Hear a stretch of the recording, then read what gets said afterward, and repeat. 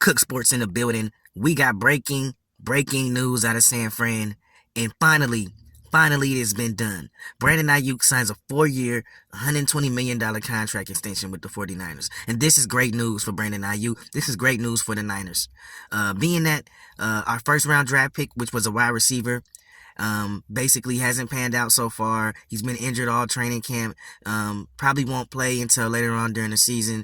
I feel like, honestly, I'm not going to call him a bust, but Brandon Aiyuk is a proven number one receiver.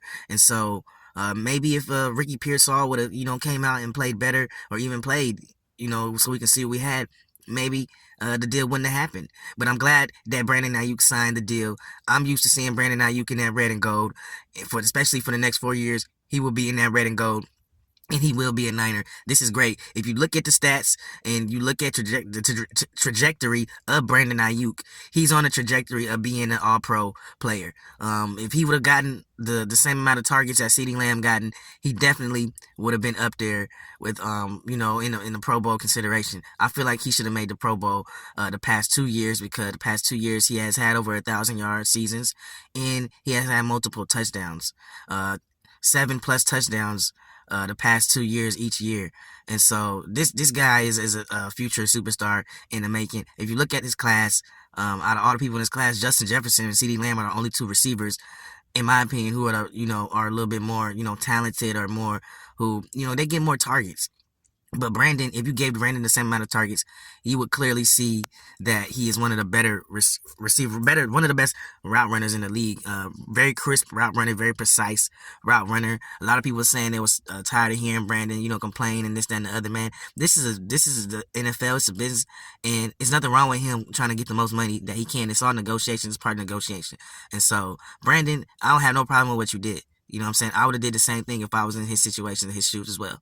And so, man, Brandon Aiyuk is coming back. And I'm saying this is happy. I was thinking he was going to Pittsburgh at first. I didn't know what was going on, but I wasn't going to, say nothing or drop nothing until I heard the official news. And when I woke up from my nap, I seen the official news from a few sources that I know. And yeah, man, I was happy when I seen the news, and I'm just glad we got Brandon back. Because I can guarantee you right now, this is one of the best playmaking receivers in the league. One of the best, most crisp route runners in the league. Very precise with his route running skills. And Brandon Aiyuk would have been lost. You would have been able to see it in the offense, because we don't have a number one receiver after him. Debo's not a receiver. He's a running back. And then we have Jennings, and, we just drafted the young kid, Cowan.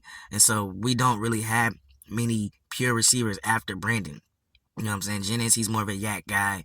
He's, you know what I'm saying? And then we got Ronnie Bell. He's the 7th round draft pick. He wasn't really doing anything. He's undersized. And so I'm glad that we signed Brandon to this extension. I'm glad we got it out the way. And now we can focus on the season and focus on football, and not talk about this contract debacle anymore. But, man, Big Cook Sports in the building, man. The Niners, man, we got Brandon back. Let's go. Woo, woo, woo.